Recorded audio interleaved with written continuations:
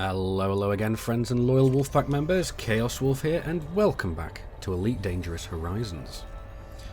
Now, I am still out in the middle of nowhere, as you can see by my contacts panel. But let's go and have a look just how far out I have gotten now. Let's go and have a quick look from my starting position over in my home system of Jonine. That's quite a way. Nearly 5,000 light years. It's definitely nowhere near as far as I've been previously. My previous longest distance was this one. I'm probably spelling this wrong. Yes, I certainly am. It's only one G and double T, I believe. I'm always getting that mixed up. Let's try that. There we go. You just lag that hits there. Just the amount of things that the the galaxy map has to render. But I'm 21,000 light years away from my furthest distance away from my home system. But as of right now, we are actually travelling to a different system. But right now, we're just going to have a look in this system that we're in now and see if there's anything worth staying around for me. We've just scanned the local star because I've been sitting around. But there's not really a lot in this system. There's pretty much everything here is all dead moons. Apart from maybe this one. And that's just going to be an atmosphere rocky world. I don't think that's going to be anything worthwhile going to check. It's going to have a small atmosphere and that's it. And a lot of space here has already been previously discovered. So that's not really filling me full of confidence for our next jump. Because our next jump is into the heart of a nebula. Fuel scooping. So let's just fill up on some fuel quick. It won't take me long. I've got... Fuel scooping complete. I've basically got Starkiller base levels worth of fuel scooping right now. Now, if you have watched Star Wars Episode 7, you should actually get that reference. If you haven't, it shouldn't be a spoiler. It's just saying out those words. It'll just be randomness. But as you can see, we're coming into a very, very deep red nebula. And these are one of the nebulas that I really like the look of. And I'm not sure if we've actually gotten inside this nebula yet. Or whether or not we are still on the way in. Oh, it turns out we are actually pretty much in. We're pretty much just inside. But as soon as we do the next jump, we're pretty much going to be right in the center, and it should be on a blue-white star. Now, this star is going to have been discovered previously. In fact, you can see it from where we are now. But you can tell it's that bright. You can see the light of the star from here. But I'm not bothered about whether or not we are going to be having the first discoveries on these at the moment. I'm just jumping around looking at random awesome looking things. And here we are. I really do love these ones. It kind of makes me think of the faceted face of a diamond really when I first jump in. So that is kind of cool. But there's not a lot in the system. There's obviously just these two stars. Now, let's exit out. Let's see how far these two are apart. They're not very far apart at all, actually. So, let's go. Fuel scooping. And scoop from this at the same time. It's not going to take us long to fill up at all. There we go. And I'm probably only just going to have to look at this one. There we go. I didn't even have to move all that much. Fuel scoop disengaged. But I just wanted to have a look inside a nice nebula. But there's not really all that much in here. I really do want to find a world somewhere within this nebula that has a ring. That has a ring system. That's what I really want to find. So let's go and have a look in this one. I'm not expecting a great deal. But I haven't had a look through a ring system for a while, and that's something I want to go and do. So we'll charge up the frameshift drive, and we'll move over. I mean, if need be, I'll just jump forward until we find something. 4.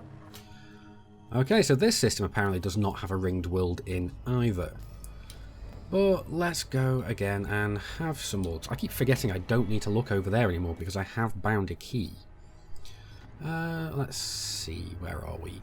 I want to try and see if I can find anything in one of these really dark sections of this nebula. I mean, that area right there is pretty much right on the cusp again. So, where do we want to go exactly? Let's try this one. So I'm really curious. I really want to see some really awesome sights in this nebula. Fuel scooping. Fuel I scooping. mean, last episode we went and had a look inside... well, not inside. We went and had a look down on the planet in the Lagoon Nebula, and that was awesome. But we are a good ways away from the Lagoon Nebula now, because I've been moving upwards on the galactic plane, because originally I was planning to go and drop below the core, but I was getting a little frustrated trying to plot a route, because for some reason my route plotter kept telling me that it couldn't plot me a route. More than likely it was just because in order to plot a route to where I was going, it had to make such a massive detour that the route planner just couldn't handle it. But I decided, you know, sod it, I'm going to go up to the top. I've never done that before. So I'll go and do that now. Fuel scooping. So let's have a look in this system, see if we can find anything. And we found 25 new objects, so that is promising. And here we go, we have one here. So that's going to be interesting. We've even got a bunch of worlds we can go and land on if we want to. I mean, I am curious to see how close this is to its orbiting body. But we'll go and have a look. I don't expect to find anything too interesting in this system. I don't imagine these worlds are going to have life on them. It's possible, but it's fairly unlikely. But just look, already we can see the colours from this nebula. Disengaged. And the further we travel away from the star, the more vivid they are going to become. So how far are we away? We are a good distance away, so let's go and jump into the... I'd say the debug cam, but they've changed the name of it now, haven't they? It's like the confidential cam or something. I can't quite remember what they've decided to call it. It's some bloody stupid name, which was originally called the debug cam. Just look at those colours. Wow. And this place seems a little bit more orangey in certain places. And the centre there looks a little bit greeny as well, but I really do like these places.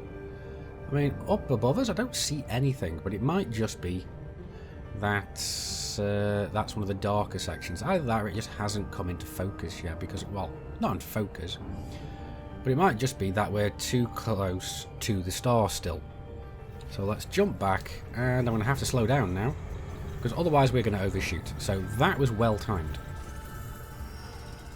And we have actually scanned it as well. So whilst we're slowing down a little bit, let's go and have a look in the system map.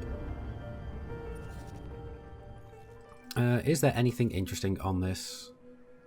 Not really. I mean, it's okay. It's got rocky rings, so I'm not really all that interested. I mean, it would have been nice if those were icy rings, but these are the first ones I've come across in this particular nebula. But now I am wondering... Oh, we have a salvageable wreckage. Huh. Okay. Huh, okay. Well, let's go have a look at that first then. And then after that, I think we might even want to go and land on one of the moons or something. We'll see. To be perfectly honest, I'm not too fussed about landing on the planets at present. Even in these nebulae, they look absolutely amazing. But we'll see how it goes. Because we're in this nebula, but the reason we're here is it's a bit of a... the reason we are here is basically to have some nice looking scenery, But that's not the main reason we're here. The main reason we are here is it was actually a slight detour to get some nice footage from where I'm actually planning to go. Around here there is a cluster of neutron stars which I want to go and get scanned. Now, I don't for a second imagine that I'm going to be the one discovering all of them, because that would be absurd. All these, basically all these systems around here have been scanned, because this is one of the nebulae that is fairly close to inhabited space. Now, we have something behind us. Oh, just look at that. You know what? I can't resist. I've got to go and take a screenshot now, because that is just so damn pretty. Just look at those colours. I really cannot resist this. Just look at that. Wow. That is just some beautiful colours. Now let's try and get a decent kind of view on this, because that just looks absolutely amazing. I think we'll do that. That looks awesome. What do you guys think? So there we go. And actually I'm not going to bother. I was going to do a 10K, not a 10K, a 4K. 10K. A 4K screenshot, but no. Flight assist off.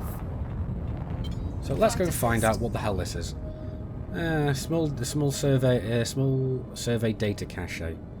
Now, I'm really not interested in that at all. I'm more interested in what kind of ship was carrying this to come this far out. And I'm probably going to end up smashing that cargo again. And I can't really see anything. It looks like it might have been an asp. It was a Lacon ship of some description, I think. So let's get ourselves turned around. I mean, I'm pretty sure I did sort of see the cockpit. Is that it? That might be it. No, that's a Sidewinder. Yeah, that's a piece of a Sidewinder. And what else we got here? It doesn't look like there's that much. I'm pretty sure I did see a piece of either it was a Lacon ship of some description. I'm pretty sure I saw that. Unless I'm just imagining things. It is possible. Right, is that it possibly? Let's have a closer look. Well, that's definitely no... Oh, it is. That's a Type 6. It was a Lacon ship, just wasn't an ASP. So we've seemed to have pieces of a Type 6 and a Sidewinder. What the hell a Sidewinder was doing all the way out here is beyond me. Well, anyway, let's go and have a look back at the galaxy map, because you know what, I've decided to go against going any further in here. So what I'm going to do is we're going to come over here to in the map section to the view tab, and then we're going to come. We're already on the star class, but we're going to go and untab everything apart from the non-sequencing stars, because I know for a fact that wait a sec, I think I just spotted them. Where are they? Wait a sec, there was one. Was that the one I wanted? I'm pretty sure there was a couple more, but I'll plot a route to there just for the moment. And I'm pretty sure there are some more around this area, because there's one. Because there's one as well. And I'm pretty sure there are a few a little further down, I'm not sure though. Because this is how you go about looking for neutron stars and black holes, because they're both classed as non-sequencing stars. Can I see one right there, or is that just my next... Yeah, that was just my next port of call, really. Okay. So let's move back, move up and around. And let's just basically focus back on here. Because I know there are some more around here, I just can't see them at present. Because I did see a good few of these. But oh well. We'll come over here, and then we will... Unfortunately, this is actually going slightly back towards civilized space. Let's actually move a little further out. because there's one as well. Where are you gone? There you are. Ah, here they are. These are a couple that I saw. And I'm pretty sure there's a bunch around this area.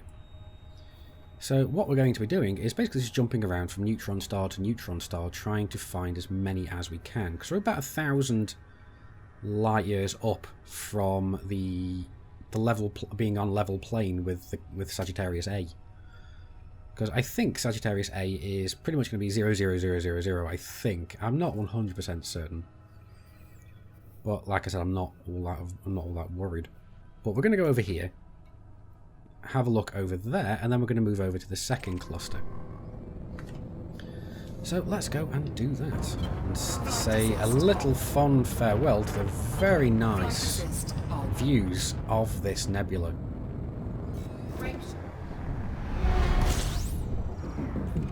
Ooh, this looks nice. I'm definitely going to have a stop for a scan of this planet.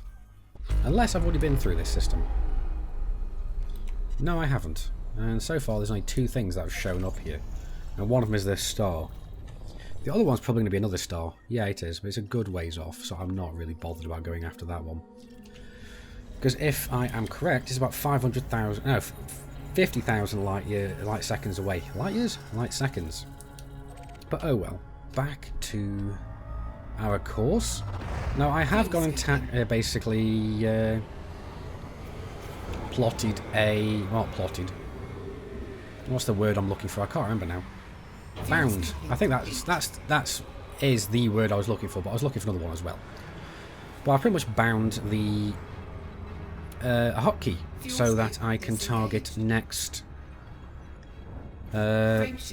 system in the route planner.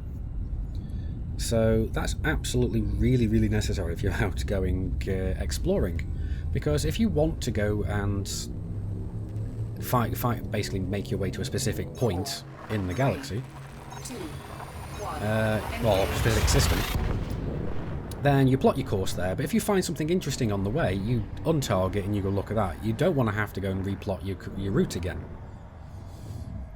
So that's awesome, the fact that I can just go next system and it just pops up. That's great. And I've also now I've now set both the maps, both the system and the galaxy maps. Because before I only had the system map. Now this, I really don't need to sit and scan this, but I'm going to anyway because I've already started. Oops, and that is not the button I meant to press, but it is good to every so often press it, because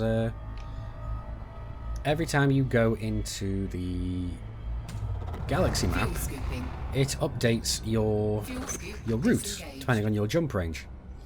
And because when you're out exploring, your jump range is constantly fluctuating because of how much fuel you have. So the lower the fuel you have, the higher your jump range is, up until the point when you start having too little fuel to make your full jump range. So it's kind of there's a sweet spot in there where you can hit your absolute maximum jump range. I mean, if I had almost no fuel, I could get about 37 light years out of this ship. At the moment, I've got 35 point something, I think. I mean, I could check, but we were in between stars, so let's have a look. Yeah, my absolute maximum. Oh, maybe not. My main jump range is 36.89. My current is 36.12. No, well, whatever, something like that. But anyway, let's go and get ahead to go and see if we can find anything interesting. I mean, it's possible that we could find something really nice in this system. I mean, whilst I leave my ship to fuel itself, let's go and have a look. Nothing really all too interesting. I mean, we've got a high metal content world here I could go and have a look for some materials on, but I've kind of stopped bothering with that too much at the moment. I mean, I might do it some point later, but I'm not too fussed at present. When I start getting a bit lower on my auto field maintenance unit, then I'll start looking into doing so. Frameshift drive charging. Okay, so I was a little bit excited about the potential of this system, especially since we basically jumped into a G-class star. which is one of the ones that can potentially support life. I mean, these 3 planets here may, or at least these 2, may be terraformable, but I'm not too worried, because the rest of these don't have any atmosphere at all, so I'm not bothered. And these look so small. I mean, Earth mass is 0.2 and Earth mass is 0.06. I'm really not bothered with them at all. But the great thing is we are just one jump away from our, well, from our destination. So let's go and have a look at what that is. I mean, like I said, I'm jumping into Neutron Stars. And for those of you who have never jumped into Neutron Stars beforehand, this is the point you want to start throttling back. And why do we want to start throttling back? Because Neutron Stars are extremely deadly. They are very, very small, but they have a very, very high gravity field, and they're very, very hot. What do you mean you don't see it? It's right there. See? There it is. That is a neutron star, and we are only 0.22 of a light second away from it. So let's target it and let's go do a little bit of a scan and see if there's anything else in this system. We found 2 new objects, and let's go and have a look at what they are. Ooh, this is interesting. And like I said, I really was not surprised by this at all. How far is that away? That's about 1,000 light seconds, and this one is again about 1,000 light seconds. So I'm not bothered about travelling that far out, but I really do like these planets. They're usually metal rich or high metal content. I generally associate them more with being metal rich, I mean. That's obviously a high metal content, and because it's got the halo, we know it's got no atmosphere. So that's not going to be terraformable. Now, I have seen basically Earth-like worlds and so on orbiting around a neutron star, which is absolutely insane. But anyway, where was that second neutron star? I know there's another one around here somewhere. Where are you?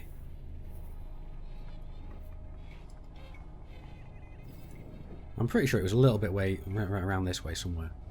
There it is. Right, except there's a third one as well. So we got that one and we got this one. How far away though? Those are 100 light years away. Do I want to go back for those? No, I don't really. Because like I said, that's basically going the wrong way. So where's this one? 69. I've got another one here. 74. It's only 8 even. Got 78 here. Is this going straight up? It kind of is. Where are those other ones I saw? Yep, there's another one there. Yeah, we'll come to this one. Because from here, there's another 3 we can get quite easily. So let's plot a route. Oh, right, it's only 3 jumps. So that's awesome. I forget I've got a really long jump range in this ship. Whoa! That is what I'm talking about. Just look at that ring there. That little green ring, that is the zone of death. And I realise I just turned the wrong way around as well. Oh well. But seeing that ring freaked me the hell out, because I don't want to end up falling in and damaging my ship any further than it already has been. Because as you can see, I'm on 74% hull now. And how did I do that? Somehow, in a previous jump, I accidentally managed to untarget the next system in my route. Managed to hit the jump button, didn't work. So I thought, huh, hit it again. I accidentally did an emergency dropout because I wasn't paying attention. Yes, great one, Chaos. I mean, can have a quick look. I mean, my modules are okay. They're all in the 90s. There's nothing that's down in the 80s yet. Now, this is another system with potential. This system seems to be another G-class star. I think it's a G-class. Oh, yes, this is very nice potential. Although those are most likely both going to be high metal content worlds, but they are potentially, they are very potentially going to be terraformable. So let's go and scan those whilst we're here. Okay, so we're here at the first world. Let's go and see what it is. It sounds like our scan's almost done. Yep, I was kind of expecting it to be a high metal content. But the question remains, is it terraformable? Yes, it is. So that's awesome. That's a terraformable world. It has actually been discovered previously by Paul Reed, but I don't really care. This one, it seems like Paul Reed didn't want to go and scan the second planet in the system. Either that, or he only had a intermediate discovery scanner. He may have even only had a basic discovery scanner. It's possible, but if not, he just didn't want to bother to come and scan the other systems or the other bodies in this system. Because what we're going to do is we're going to go and scan this one, see if it's terraformable, because the next couple are definitely not going to be. But then we're going to go and jump onto those other neutron stars. Okay, so this is the second planet. It's another high metal content. That is not really surprising. But like I said, I just want to find out whether or not it's terraformable as well. And I'm looking at the wrong one. No, it isn't. Okay, so the Goldilocks zone finishes right here. Now, some of you might be asking, what is the Goldilocks zone? The Goldilocks zone is just like the fairy tale with Goldilocks and the three bears. One was too hot, one was just cold, too cold, and one was just right. So anything between this planet and the star would be too hot. Anything between this planet and, well, basically all these ones are in the too cold zone. This little one here is in the just right zone. So the temperature for life is at its optimal. Well, no, it's optimal, it's actually at the possible level of life. This might be too cold for life, and anything closer would be too hot for life. And it does help that it's probably got the right chemical makeup of the planet as well.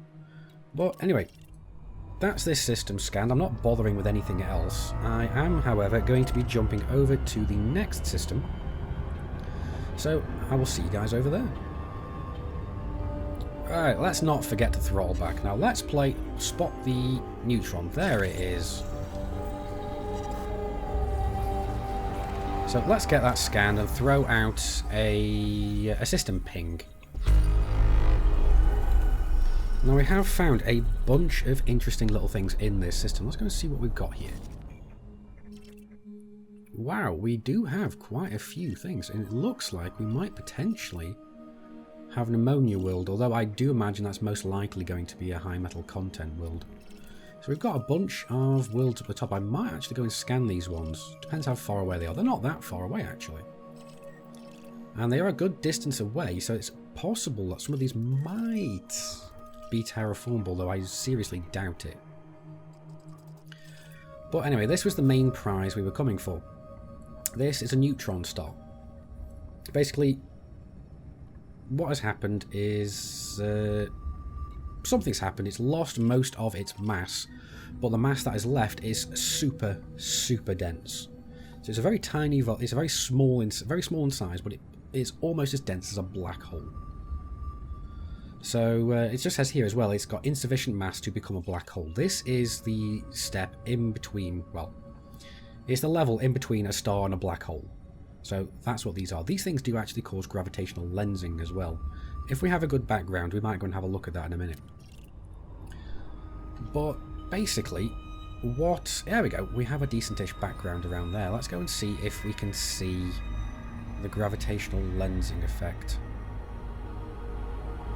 I mean, I have to go and aim around this thing because I don't want to end up flying right into it, although I am concerned that I am getting too close to the damn thing. So let's get away. I don't want to end up flying into a neutron star because that is bad. It is very bad. Main issue about trying to find out about gravitational lensing. There we go. Temperature critical. Exactly what I didn't want to do. I went and did. Trying to find out about gravitational lensing, but oh well. Let's get the hell away from this star.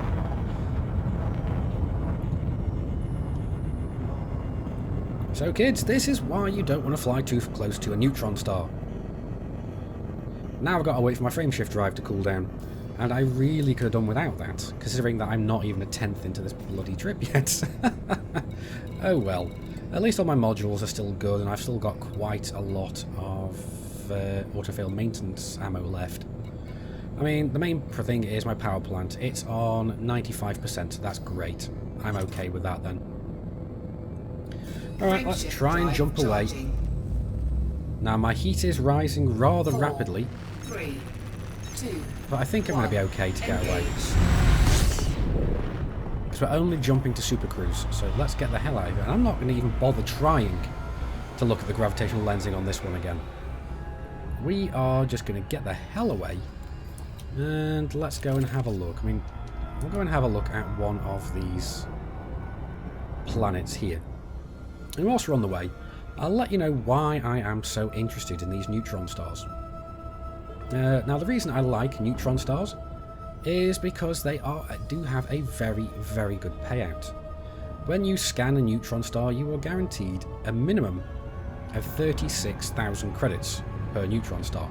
At least that's what it says according in the wiki. That should be pretty much accurate because they do seem to be up to date to at least 2.001. But why is this interesting?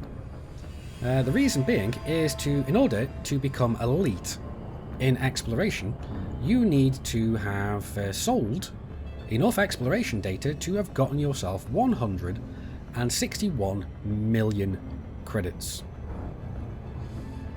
Now, what this equates to with the neutron stars is that at my current level of exploration data, let's go have a look. Finances, no, statistics, that's the one I wanted. For exploration, I have just under 50 million credits. So what I need then is around about, let's say, 102, basically 103 million credits, roughly, approximately. In order to get that, I need to scan a little over 3,100 neutron stars. So around about that many. So that I've really got my work cut out for me, which is why I'm trying to visit as many systems as possible. And I'm pretty much trying to find the neutron road so I can go the whole way to where I'm originally planning to go.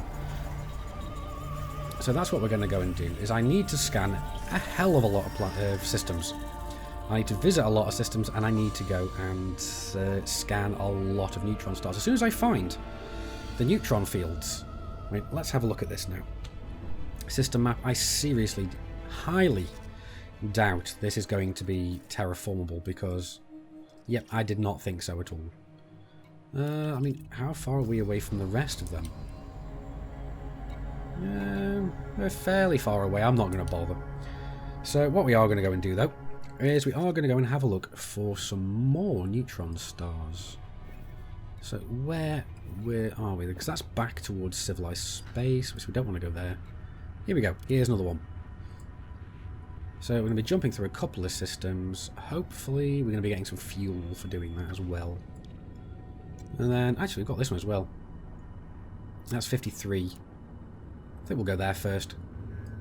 Because we can go to this one, then we can go to that one. But anyway, I think that's pretty much enough for this episode of Exploring Horizons. I really do hope that you guys have enjoyed it. If so, please hit those like and subscribe buttons because they really do help my channel out. But anyway, Commanders, I've been Commander Chaos Wolf, you've been epic, I will see you soon. Until then, keep flying and stay close.